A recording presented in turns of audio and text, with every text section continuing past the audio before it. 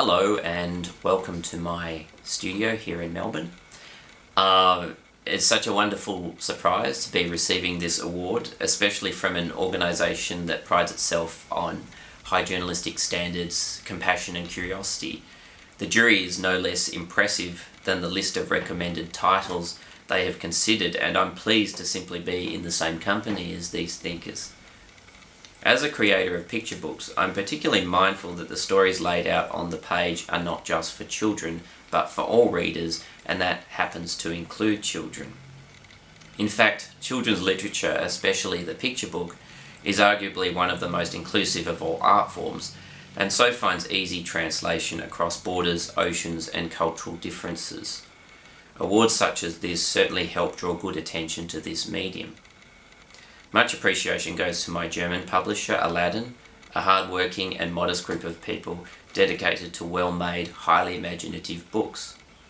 Special thanks to my long-time translator, Mr. Eike Schonfeld, and of course a German readership who seem particularly interested in weird and ambiguous dream worlds.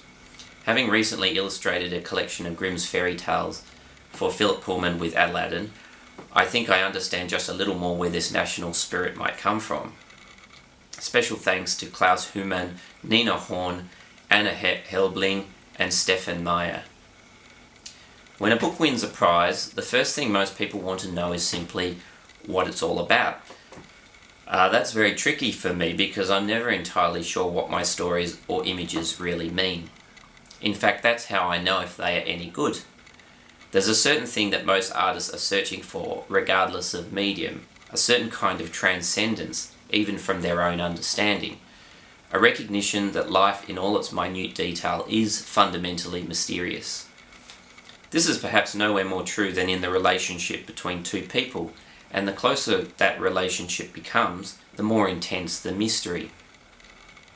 Rules of Summer is based largely on memories of my own childhood, much of it spent with my one older brother in Western Australia. Of course, our personal history is far less tumultuous than the one represented in my book. We never really had fights like the two boys in my story. But as Picasso put it so well, art is the lie that reveals the truth. By exaggerating the undercurrent feelings of my childhood and making them absurdly disproportionate, I was hoping to get close to a kind of truth.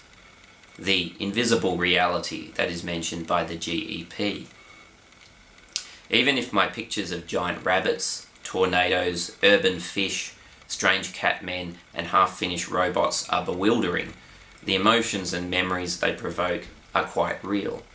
Fear, delight, jealousy, forgiveness, and a kind of pervasive uncertainty about the world we are still, as adults, trying to grow up within.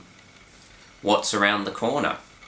For all our wisdom and experience, we really don't know. We have a lot more growing up to do, and even the smallest of little brothers and sisters can tell us this with the utmost confidence. Many thanks once again for this excellent honour. I wish I could be with you in person, but nevertheless look forward to visiting Frankfurt on a future occasion and continuing an excellent friendship with German readers. Thank you very much.